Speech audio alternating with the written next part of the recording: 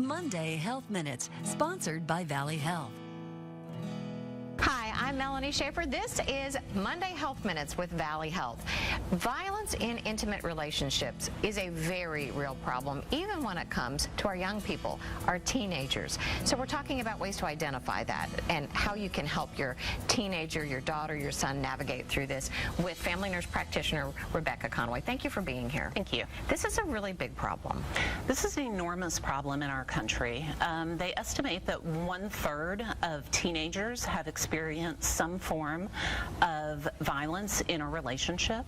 That includes not just females, which we often think we need to protect our daughters, but we also need to have conversations with our sons as well. How do you start these conversations? They're difficult, and I think that one way to do it is to be aware of who your child's partner is. Have them to the house. Talk with them, get to know them, and you will notice patterns of behavior. Is your child crying all of the time, and does this relationship seem to upset them more than it actually gives them hope and positivity? Is your child constantly tied to their phone because their partner is texting them and demanding answers from them? Is your child withdrawing during a relationship? Has he or she limited themselves from social experiences and friends, quit basketball teams, had dropped some grades? Paying attention to what is happening with their emotional health while they are in this relationship is the most important key. And what does a parent do when the child denies that there's anything going on, but you still think there's trouble? Remembering that we are the adults and we are the parents. And I don't think we should ever do things behind our children's backs in secret, but I think that having sit-down conversations, looking at shared texts, having conversations about just what are the signs of violence in a relationship. More importantly, we need to model healthy relationships to our children so that they understand how to have healthy relationships themselves. Yeah, they are watching, they are absorbing, and then they absolutely pattern their lives just as we live ours sometimes. They do what we do. Don't always listen to what we say. Yeah, so we need to be on our best too. Absolutely. And show them what to do.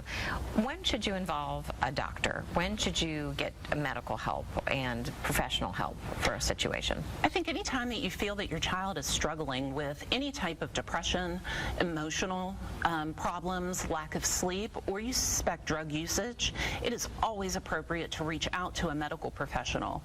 If that is your family doctor, if that is your OBGYN, if that is your pediatrician, it is a wonderful place to start. From there, they can lead you to access for potential mental health benefits and referrals and get you on the right track to healing. I know our teenagers are one thing too, but this is such a prevalent, violence in intimate relationships is also so prevalent in adults. What are some of the indications for you as a provider that you know someone is in trouble, even when they're not ready to admit to it? Often with women, I take care of women, so I will see in the office a woman who maybe is uncomfortable with answering intimate questions. She has a difficult time making eye contact.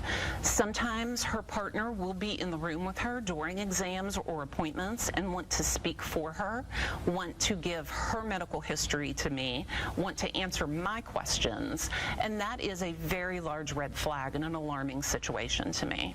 And how often do you see these kinds of things? Unfortunately, more often than you would think. Like all things, it seems to come in patterns, and I think when you have done a job, I've done this for 25 years, you get a feeling and an energy from patients sometimes that you just understand that they need a little bit more help and questioning. And so adults or teenagers, if you're in with your doctor, if you're in an exam, it can be a safe space to have a conversation that you need help. Absolutely. Always know that in a medical facility, it is a safe space. It is 100% confidential, and it is okay to let us know what is going on with your life, even if you do not want help at that point in time. Just talking about what you're living through can help you begin to process it. We also have access to resources, both community-based resources and medical resources, that can help you safely leave, safely get help. All right. Rebecca Conway, thank you so much. intimate relationship violence, teen or adult. It's a huge problem that can be and should be addressed. Thanks for being here today. Thank you. Thanks for checking in with Monday Health Minutes.